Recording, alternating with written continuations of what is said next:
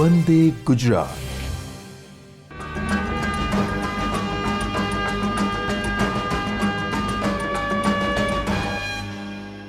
નમસ્કાર. આજના virtual classroom training સેશનમાં આપ સૌનું હાર્દિક સ્વાગત છે. આજે હું રોહિત કુમાર બી ચૌધરી આઈટીઆઈમાં ચાલતા એમ્પ્લોયેબિલિટી સ્કિલ ટ્રેડ અંતર્ગત કન્સ્ટ્રક્શન ઓફ સિમ્પલ સેન્ટેન્સીસ લેસનના તાલીમ સહ માર્ગદર્શન આપીશ. કન્સ્ટ્રક્શન ઓફ સિમ્પલ સેન્ટેન્સીસ એટલે કે સાદા વાક્યો કેવી રીતે બનાવવા, તો એના માટે આપણે સૌ પ્રથમ વાક્યોના પ્રકાર જાણવા જરૂરી છે. ટાઈપ્સ ઓફ સેન્ટેન્સીસ, વાક્યોના પ્રકારો. આપણે ગુજરાતીની અંદર જોઈએ તો વાક્યના મુખ્ય 4 પ્રકારો આપણે જાણીએ છીએ. સૌ પ્રથમ હોય છે વિધાન વાક્ય, બીજું હોય છે પ્રશ્નાર્થ વાક્ય, ત્રીજું હોય છે ઉદ્ગાર વાક્ય અને ચોથું આજ્ઞાર્થ વાક્ય, જેને અંગ્રેજીમાં આપણે અનુક્રમે ડિક્લેરેટિવ sentence, interrogative sentence, exclamatory sentence અને ઇમ્પેરેટિવ સેન્ટેન્સ તરીકે ઓળખીએ છીએ. તો સૌ પ્રથમ આપણે દરેક વાક્યોને જાણીએ. તો ડિક્લેરેટિવ સેન્ટેન્સ એટલે કે વિધાન વાક્ય. વિધાન વાક્ય શું છે? તો તે એક પ્રકારનું નિવેદન છે જે માહિતી દર્શાવે છે. કોઈ એક પ્રકારનું નિવેદન અથવા માહિતી દર્શાવતું સાદું વાક્ય, જેને ડિક્લેરેટિવ સેન્ટેન્સ એટલે કે વિધાન વાક્ય કહેવામાં આવે છે. વિધાન વાક્યના 2 પ્રકાર હોય છે. એક હકાર વાક્ય એટલે કે અસર્ટિવ સેન્ટેન્સ અને બીજું નકાર વાક્ય એટલે કે નેગેટિવ સેન્ટેન્સ. વાક્યોમાં વાક્યની ઓળખ કરવા માટે અમુક એના ચિહ્નો એટલે કે વિરામ ચિહ્નો આપવામાં આવે છે. આ વિરામ ચિહ્નોથી આપણે વાક્યનો પ્રકાર પણ ઓળખી શકતા હોઈએ છીએ. તો ડિક્લેરેટિવ સેન્ટેન્સ એટલે કે વિધાન વાક્યમાં વિરામ ચિહ્ન તરીકે વાક્યના અંતે પૂર્ણ વિરામ એટલે કે ડોટ મૂકવામાં આવે છે. ડિક્લેરેટિવ સેન્ટેન્સ વિધાન વાક્યનું ઉદાહરણ આપણે જોઈએ. They go to ITI regularly. They go to ITI રેગ્યુલરલીમાં એ એક પ્રકારનું નિવેદન છે, કોઈ પ્રકારની માહિતી. તેઓ નિયમિતપણે આઈટીઆઈમાં જાય છે. તો આ એક માહિતી થઈ ગઈ. તો આ માહિતી આપતું વાક્ય છે, એટલા માટે આને વિધાન વાક્ય તરીકે ઓળખવામાં આવે છે. He is not good player. Ahmedabad is beautiful city. તો આ પ્રથમ વાક્ય છે એ હકાર વાક્ય છે. તેઓ નિયમિતપણે આઈટીઆઈ જાય છે.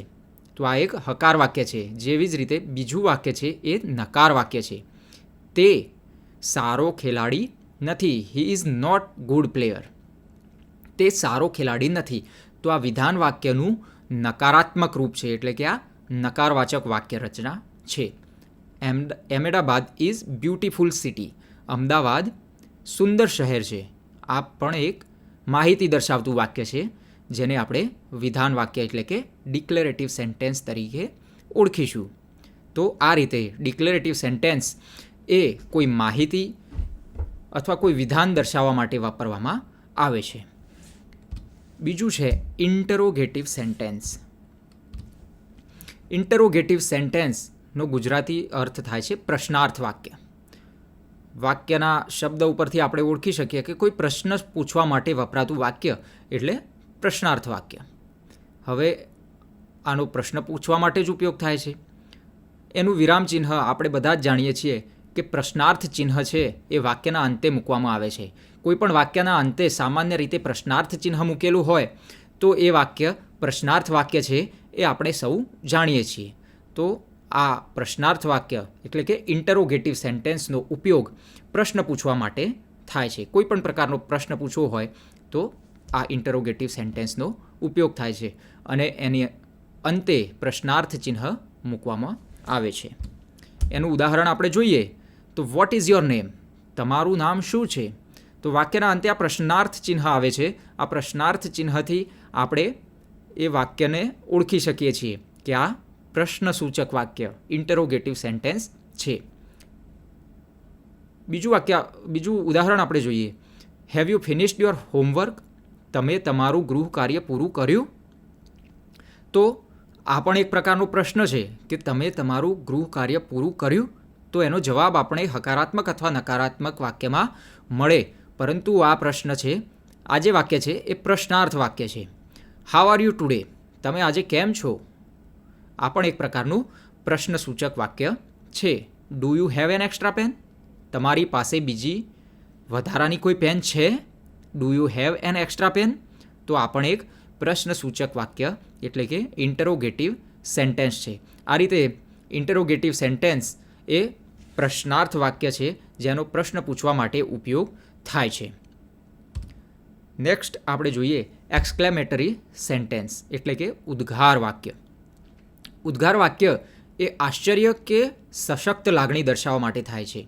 ઉદ્ગારવાચક જે વાક્ય છે તે એનો ઉપયોગ કોઈ એક આશ્ચર્ય રજૂ કરે છે અથવા કોઈ સશક્ત લાગણી, કોઈ ભાવ, કોઈ ભાવના, કોઈ લાગણી, તીવ્ર લાગણીનો જો આપણે દર્શાવવી હોય વાક્યની અંદર તો ઉદ્ગાર વાક્યનો ઉપયોગ થાય છે. ઉદ્ગાર વાક્ય એ ઓળખવા માટે એનું વિરામ ચિહ્ન છે એ ઉદ્ગાર ચિહ્ન છે. જે આપણે આ પ્રમાણે જોઈએ છીએ તેને ઉદ્ગાર ચિહ્ન કહેવામાં આવે છે, જે વાક્યના અંતે મૂકવામાં આવે છે.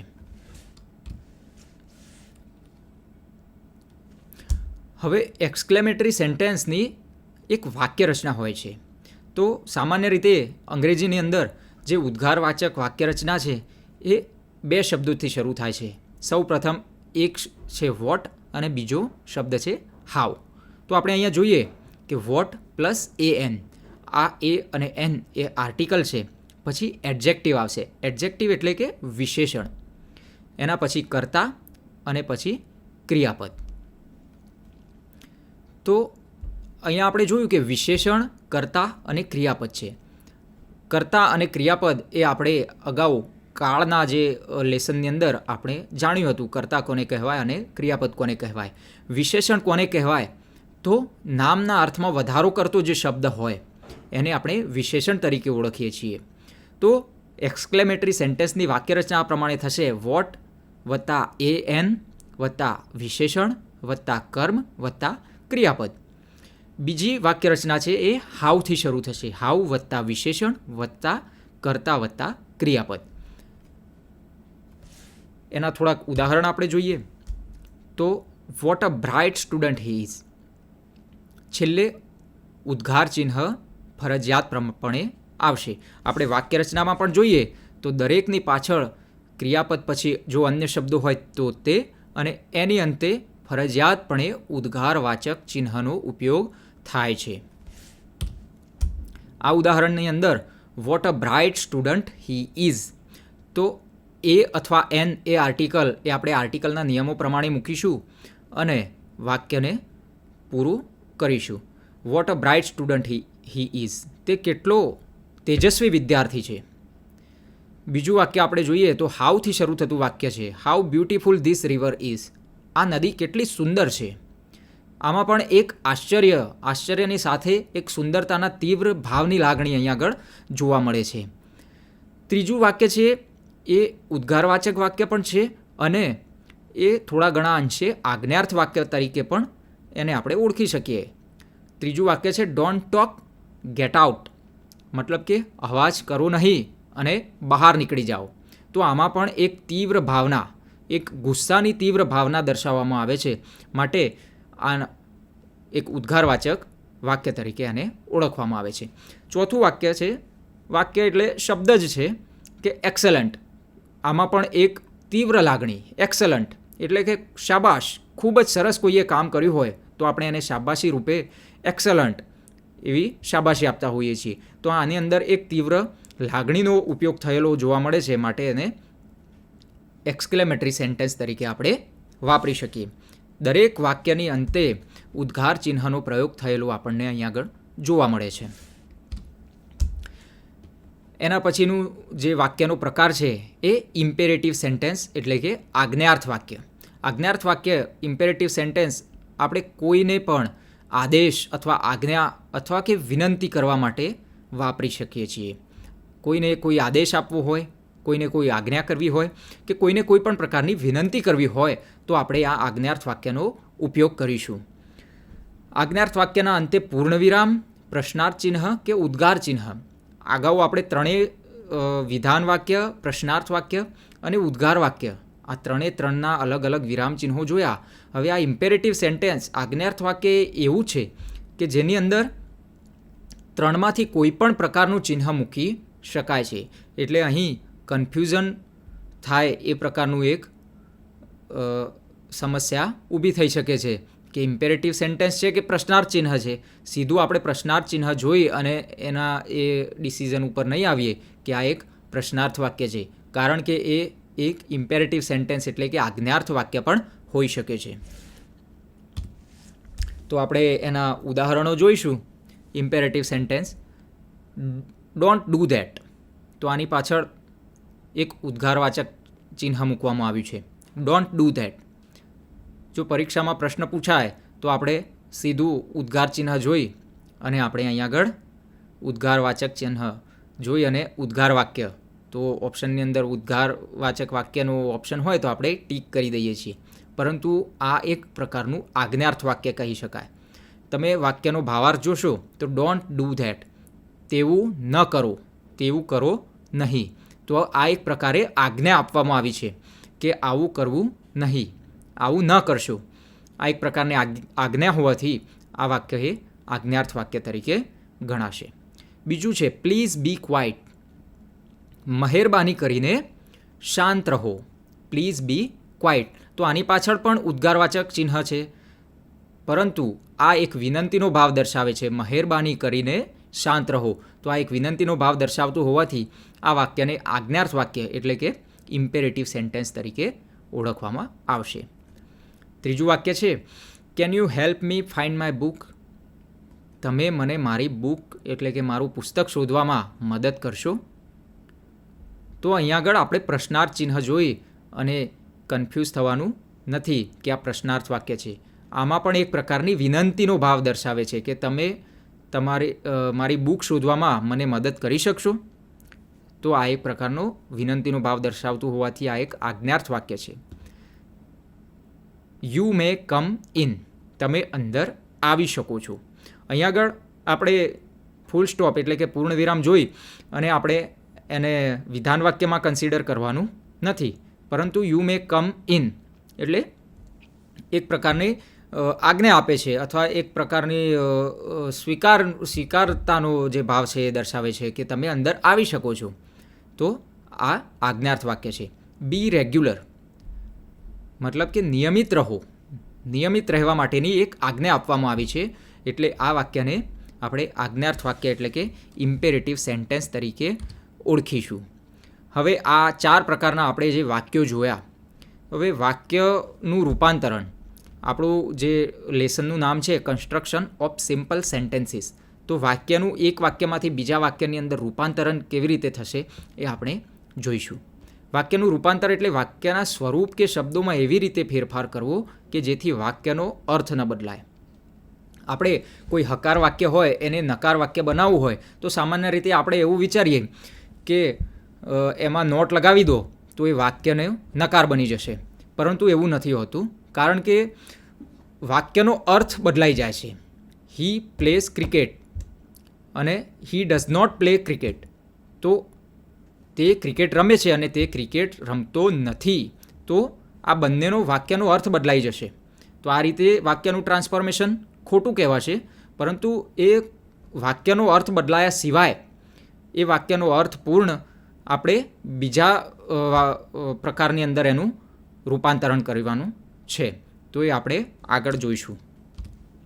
પ્રશ્નાર્થ વાક્યનું હકાર વાક્યમાં અને હકારનું પ્રશ્નાર્થ વાક્યમાં રૂપાંતરણ, મતલબ કે ઇન્ટરોગેટિવ સેન્ટેન્સનું એસેટિવ સેન્ટેન્સમાં કેવી રીતે રૂપાંતરણ કરીશું, પ્રશ્નાર્થનું હકારમાં કેવી રીતે રૂપાંતરણ કરીશું અને હકારનું પ્રશ્નાર્થમાં કેવી રીતે રૂપાંતરણ કરીશું એ જોઈએ. તો હકારનું પ્રશ્નાર્થ વાક્યમાં રૂપાંતર કરવા માટે કેટલાક સહાયકારક ક્રિયાપદો જેવા કે is, am, are, was, were, have, has, had, does, did, આ બધા સહાયકારક ક્રિયાપદો છે, એનો ઉપયોગ થશે. આપણે ઉદાહરણ જોઈએ તો હકાર વાક્ય છે વિરાટ ઇઝ અ ગુડ ક્રિકેટર. વિરાટ એ એક સારો ક્રિકેટર છે. તો હવે એનું પ્રશ્નાર્થ વાક્ય કરવું હોય તો એવી રીતે થશે, is Virat not a good cricketer? શું વિરાટ સારો ક્રિકેટર નથી? હવે જો અહીંયા કોઈકને એવો પ્રશ્ન થાય કે અહીંયા નોટ કેમ લગાડવામાં આવ્યું છે, તો એ વાક્યનો અર્થ ન બદલાવવો જોઈએ. અર્થ ન બદલાય એટલા માટે અહીંયા આગળ નોટનો ઉપયોગ કરવામાં આવ્યો છે કે શું વિરાટ સારો ક્રિકેટર નથી? તો એના જવાબમાં આપણે હકારવાચક વાક્યનો ઉપયોગ કરીશું કે વિરાટ ઇઝ અ ગુડ ક્રિકેટર. વિરાટ એ સારો ક્રિકેટર છે. હવે આપણે જોઈએ કે હકાર વાક્યને પ્રશ્નાર્થમાં કેવી રીતે ફેરવીએ. તો હકારવાચક વાક્યને પ્રશ્નાર્થવાચક વાક્યમાં ફેરવતી વખતે નોટ ઉમેરવું, છતાં હકાર વાક્યમાં પહેલેથી જ જો નોટ હોય તો તેને દૂર કરવું. હવે આપણે આગળ જોયું કે વિરાટ ઇઝ અ ગુડ ક્રિકેટર, એને આપણે પ્રશ્નાર્થ એટલે કે ઇન્ટરોગેટિવ સેન્ટેન્સની અંદર આપણે જો એને કન્વર્ટ કરીએ તો is Virat not a good cricketer, તો આ નોટ લગાડવામાં આવે છે. પણ જો પહેલેથી જ વાક્યની અંદર જો નોટ હોય તો એ નોટને દૂર કરવું પડે છે. આપણે એનું ઉદાહરણ જોઈએ કે you can not win this cricket match. એક વાક્ય છે કે એમાં એવું કહેવા માગે છે કે તમે આ ક્રિકેટની મેચ જીતી શકશો નહીં. You can not win this cricket match. તો એનું હવે આપણે પ્રશ્નાર્થ વાક્ય બનાવવું હોય એટલે કે ઇન્ટરોગેટિવ સેન્ટેન્સ બનાવવું હોય તો એ આ પ્રમાણે બનશે, can you win this cricket match? Can you win this cricket match? તમે આ ક્રિકેટ મેચ જીતી શકશો? આ એક પ્રકારનું પ્રશ્નાર્થ વાક્ય છે. હવે આની અંદર આપણે જોયું કે અહીંયા આગળ આ વાક્યની અંદર નોટનો ઉપયોગ થયેલો હતો, પરંતુ પ્રશ્નાર્થ બનાવતી વખતે અહીંયા આગળ નોટનો ઉપયોગ થશે નહીં. એ નોટને દૂર કરવામાં આવે છે. જેવી રીતે આ વાક્યની અંદર વિરાટ ઇઝ અ ગુડ ક્રિકેટર, એમાં નોટનો ઉપયોગ કરવામાં આવ્યો અને એનું ઇન્ટરોગેટિવ સેન્ટેન્સ બન્યું. એ જ પ્રકારે અહીંયા આગળ પહેલેથી જ નોટનો ઉપયોગ થયેલો છે, માટે જે ઇન્ટરોગેટિવ સેન્ટેન્સમાં કન્વર્ટ કરતી વખતે એ નોટ નીકળી જશે. હકાર વાક્યમાં વપરાયેલા શબ્દો જેવા કે નેવર, એવર, નો ને એનીથી બદલી દેવા જોઈએ. હકારવાચક શબ્દમાં કોઈ પણ જગ્યાએ નેવર, એવર, નો અથવા એની આવા શબ્દો હોય તો નેવર, એવર અથવા નો શબ્દો હોય તો એને એનીથી બદલી દેવા જોઈએ. ઉદાહરણ આપણે જોઈએ, no one knows the capital of Kenya. કોઈપણને કેન્યાની રાજધાની વિશે ખબર નથી. No one knows the capital of Kenya. તો does anyone knows the capital of Kenya? અહીંયા આગળ નો વનની બદલામાં એની વન લાગે છે. તો અહીંયા આગળ હકાર વાક્યમાં વપરાયેલું જે નો વન છે એના બદલા પ્રશ્નાર્થ વાક્યમાં ડઝ એની વન લાગશે. હવે આપણે બીજા પ્રકારે જોઈએ કે હકાર વાક્ય એટલે કે એસેટિવ સેન્ટેન્સનું એક્સક્લેમેટરી સેન્ટેન્સ એટલે કે ઉદ્ગાર વાક્યમાં રૂપાંતરણ, અને ફરીથી ઉદ્ગાર વાક્યમાંથી હકાર વાક્યમાં રૂપાંતરણ કેવી રીતે થશે. તો હકારનું ઉદ્ગાર વાક્યમાં રૂપાંતરણ કરવા માટે વાક્યોના પ્રકારમાં આપણે ઉદ્ગાર વાક્યની રચના જોઈ છે, જે મુખ્ય વાક્યમાં વોટ અથવા હાવની સાથે વિશેષણનો ઉપયોગ કરવામાં આવે છે. અગાઉ આપણે જે જોયું. હવે એનું ઉદાહરણ જોઈએ તો it is a beautiful day. એક સરસ મજાનો દિવસ છે. તો એને આપણે ઉદ્ગારવાચક વાક્યની અંદર આપણે જોઈએ તો what a beautiful day it is. કેટલો સુંદર દિવસ છે. આ એક સુંદર દિવસ છે અને એનું ઉદ્ગારવાચક વાક્ય થશે કેટલો સુંદર દિવસ છે. What a beautiful day it is. હવે આ વોટવાળી વાક્ય રચના છે. બીજું ઉદાહરણ આપણે હાવવાળી વાક્ય રચનાનું જોઈએ. He is an honest person. તે એક પ્રામાણિક વ્યક્તિ છે. તો એનું એક્સક્લેમેટરીમાં એટલે કે ઉદ્ગારવાચક વાક્યમાં રૂપાંતરણ આ રીતે થશે, how honest person he is. તે કેટલો પ્રામાણિક વ્યક્તિ છે. હવે આપણે જોઈએ કે ઉદ્ગારવાચક વાક્યનું હકાર વાક્યમાં રૂપાંતરણ. તો આ રૂપાંતરણ કરવા માટે વેરી, ગ્રેટ, સર્ટેનલી, એક્સ્ટ્રીમલી જેવા શબ્દો ઉમેરી અને વાક્યના અંતે ઉદ્ગાર ચિહ્ન મૂકવામાં આવે છે. ઉદાહરણમાં આપણે જોઈએ, how tall the boy is. તો કેટલો ઊંચો છોકરો છે. તો જેનું હકારવાચક વાક્ય આવી રીતે થશે, the boy is very tall. તે છોકરો ખૂબ જ ઊંચો છે. હવે આપણે બીજા પ્રકારનું વાક્ય આજ્ઞાર્થ વાક્ય એટલે કે ઇમ્પેરેટિવ સેન્ટેન્સ એનું હકાર એટલે કે એસેટિવ વાક્યમાં અને હકાર વાક્યનું આજ્ઞાર્થ વાક્યમાં રૂપાંતરણ જોઈએ. આજ્ઞાર્થ વાક્યમાં પ્લીઝ અથવા કાઇન્ડલી જેવા શબ્દોનો ઉપયોગ થયો હોય તો તેનું હકાર વાક્યમાં રૂપાંતરણ કરવા માટે યુ આર રિક્વેસ્ટેડ ટુ અથવા you are requested not to જેવા શબ્દો ઉમેરવા જોઈએ. આજ્ઞાર્થ વાક્યમાં આપણે વિનંતીનો ભાવ દર્શાવવા માટે પ્લીઝ અથવા કાઇન્ડલી જેવા શબ્દોનો ઉપયોગ થયો હોય તો તેનું હકારવાચક વાક્યમાં રૂપાંતરણ કરવા માટે યુ આર રિક્વેસ્ટેડ ટુ અથવા you are requested not to જેવા શબ્દો ઉમેરવા જોઈએ, જે આપણે ઉદાહરણમાં જોઈએ. ઉદાહરણ છે please give me the glass of water. તો અહીંયા આગળ જે પ્લીઝ જે શબ્દ છે એ વિનંતીનો ભાવ દર્શાવે છે. હવે આપણે એનું રૂપાંતરણ કરીએ તો you are requested to give me a glass of water. You are requested two. Okay, અહીંયા આગળ પ્લીઝના બદલામાં યુ આર રિક્વેસ્ટેડ ટુ એ શબ્દનો ઉપયોગ થાય છે. બીજું ઉદાહરણ આપણે જોઈએ કે ડોન્ટ ટેલ અ લાઈ પ્લીઝ. જૂઠું બોલો નહીં, મહેરબાની કરીને જૂઠું બોલો નહીં. તો એનું જો આપણે રૂપાંતરણ કરીએ તો you are requested to not to tell a lie. તમને વિનંતી કરીએ છીએ કે તમે જૂઠું બોલો નહીં. આ પ્રકારે આપણે વાક્યો હકાર, નકાર, પ્રશ્નાર્થ અને આજ્ઞાર્થ વાક્યો અને એના એકબીજાની અંદર રૂપાંતરણ જોયા. હવે આપણે મોડલ ઓક્સિલરીઝ વિશે જોઈએ.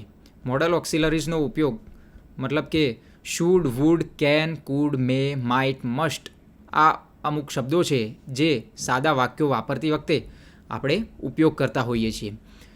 હવે આ જે મોડલ ઓક્સિલરીઝ છે એટલે કે should, would, can, could, may, might, must આની સાથે ક્રિયાપદનું હંમેશા મૂળ રૂપ વપરાય છે, જે યાદ રાખવું જરૂરી છે. હવે આની વાક્યરચના આપણે જોઈએ તો કર્તા વત્તા મોડલ ઓક્સિલરીઝ વત્તા ક્રિયાપદનું મૂળ રૂપ વત્તા કર્મ વત્તા અન્ય શબ્દો, આ એની વાક્યરચનાનું સૂત્ર થશે. હવે શુડ ક્યારે વાપરવું જોઈએ? તો શુડનો ઉપયોગ ક્યારે કરવો જોઈએ? તો કોઈ પણ વાક્યની અંદર જો નૈતિક ફરજ સૂચવવામાં આવી હોય ત્યારે શુડનો ઉપયોગ થાય છે. ઉદાહરણ તરીકે we should follow the traffic rules. આપણે ટ્રાફિકના જે નિયમો છે એ હંમેશા પાળવા જોઈએ. તો આ ટ્રાફિકના નિયમો પાળવા એ એક આપણી નૈતિક ફરજ હોવાથી અહીંયા આગળ શુડનો ઉપયોગ થશે. વુડ એ ઈચ્છા, વિનંતી અથવા ભવિષ્યકાળનો અર્થ સૂચવે છે. વુડનો ઉપયોગ ક્યારે થશે? તો ઈચ્છા, વિનંતી અથવા ભવિષ્યકાળનો અર્થ સૂચવવો હોય ત્યારે વુડનો ઉપયોગ થશે. ઉદાહરણ you would like to learn this lesson. You would like to learn this lesson. તમને આ લેસન શીખવું ગમશે. તો અહીંયા આગળ એ ભવિષ્યકાળનો અર્થ સૂચવે છે. હવે કેન અને કુડ એ એકબીજાના વર્તમાન અને ભૂતકાળના રૂપો જ છે. તો કેન એ વર્તમાન કે ભવિષ્યની શક્યતા સૂચવે છે, જ્યારે કુડ છે એ ભૂતકાળની શક્યતા સૂચવે છે. બેઝિકલી કેન અને કુડ એ શક્યતા દર્શાવવા માટે વાપરવામાં આવે છે. કેન છે એ ભવિષ્ય અને વર્તમાનકાળની અંદર ઉપયોગ થશે, જ્યારે કુડ છે એ ભૂતકાળની અંદર જે શક્યતાની લાગણી દર્શાવી હોય તો કુડનો ઉપયોગ થશે. એક્ઝામ્પલ તરીકે આપણે જોઈએ આઈ કેન સ્પીક ગુજરાતી. હું ગુજરાતી બોલી શકું છું. તો અહીંયા આગળ એક શક્યતા દર્શાવવામાં આવી છે કે હું ગુજરાતી બોલી શકું છું. I can speak Gujarati, I can speak English. તો કેન છે એ વાપરવામાં આવશે, જે શક્યતા દર્શક શબ્દ છે. અહીંયા આગળ કેન જ કેમ વપરાયું, કુડ કેમ ના વપરાયું? આઈ કેન સ્પીક ગુજરાતી આ એક સાદા વર્તમાન કાળનું વાક્ય થશે. આપણે સાદો વર્તમાન કાળ જે ટેન્સીસની અંદર આપણે જોયું કે જે રોજબરોજની ક્રિયાઓ અથવા સનાતન સત્યમાં વાપરવામાં આવે છે. આઈ કેન સ્પીક ગુજરાતી હું સામાન્ય રીતે દરરોજ બોલતા હોઈએ છીએ, એટલે કે આઈ કેન સ્પીક ગુજરાતી એ સાદા વર્તમાન કાળનું એક વાક્ય થશે અને એમાં શક્યતા દર્શાવવા માટે કેનનો ઉપયોગ થાય છે. બીજું વાક્ય છે આપણે જોઈએ છીએ when I was young I could run fast. હું જ્યારે નાનો હતો ત્યારે હું ઝડપથી દોડી શકતો હતો. જ્યારે હું નાનો હતો ત્યારે હું ઝડપથી દોડી શકતો હતો. તો અહીંયા આગળ શક્યતાનો ભાવ દર્શાવવા માટે કુડનો ઉપયોગ થયેલો આપણે જોઈ શકીએ છીએ. પરંતુ અહીંયા આગળ કેન વાપરવામાં આવતું નથી, કારણ કે હું જ્યારે નાનો હતો ત્યારે હું ઝડપથી દોડી શકતો હતો એ ભૂતકાળનું વાક્ય છે. માટે આ ભૂતકાળ દર્શાવવા માટે કુડનો ઉપયોગ થાય છે. મે અને માઇટ. મેનો ઉપયોગ છે એ વર્તમાન કે ભવિષ્યની સંભાવતા દર્શાવવા માટે વપરાય છે, જ્યારે જે માઇટ છે એ ભૂતકાળની સંભાવતા દર્શાવવા માટે વપરાય છે. તેમ છતાં પણ જ્યારે કોઈ ઘટનાની સંભાવના પ્રબળ હોય ત્યારે મે અને સંભાવના ઓછી હોય ત્યારે માઇટ વપરાય છે. જેવી રીતે આપણે જોયું કે કેન અને કુડ, એ કેન જે છે એ વર્તમાન અને ભવિષ્યકાળની અંદર શક્યતા દર્શાવવા માટે વપરાતું હતું અને કુડ છે એ ભૂતકાળની અંદર શક્યતા દર્શાવવા માટે વપરાતું હતું. એવી જ રીતે મે અને માઇટ, મે છે એ વર્તમાન અને ભવિષ્યકાળની અંદર એની સંભાવના દર્શાવવા માટે વપરાય છે, પરંતુ માઇટ છે એ ભૂતકાળની અંદર સંભાવતા દર્શાવવા માટે વપરાય છે. પરંતુ આ સિવાય એનો એક બીજો પણ ઉપયોગ છે. જો પ્રબળ શક્યતા હોય, કોઈ પણ વસ્તુ બનવાની જો પ્રબળ શક્યતા હોય તો તેની સાથે મે વપરાય છે, પરંતુ જો સંભાવના ખૂબ જ ઓછી હોય તો તે વાક્યની અંદર માઇટનો પ્રયોગ થયેલો જોવા મળે છે. ઉદાહરણમાં આપણે જોઈએ, I may go to the cinema after dinner. હું સિનેમામાં રાતનું ભોજન લીધા બાદ હું સિનેમામાં જઈશ. એટલે કે આઈ મે ગો, હું જઈશ એ સંભાવના દર્શાવે છે. જવું અને ના જવું પણ શક્યતા છે કે હું જઈશ. બીજું છે it might rain letter so tech an umbrella. It might rain letter so tech an umbrella. વરસાદ પડવાની શક્યતા છે તેથી છત્રી લઈ લો. વરસાદ પડવાની શક્યતા તો છે, પરંતુ એ શક્યતા ખૂબ જ ઓછી છે. અહીં આગળ વરસાદ પડવાની પ્રબળ શક્યતા દર્શાવતું વાક્ય નથી. ઇટ માઇટ રેન ટુડે, મતલબ કે આજે વરસાદ પડી શકે છે, પરંતુ એની શક્યતા ખૂબ જ ઓછી છે એવું દર્શાવે છે. આ સિવાય જો ભૂતકાળનું વાક્ય હોય તો એની અંદર પણ આપણે માઇટનો પ્રયોગ કરી શકીએ છીએ. બીજું છે મસ્ટ અથવા હેવ ટુ. ઉપરની બંને ઓક્સિલરીઝનો ઉપયોગ ફરજિયાતપણું દર્શાવવા માટે થાય છે.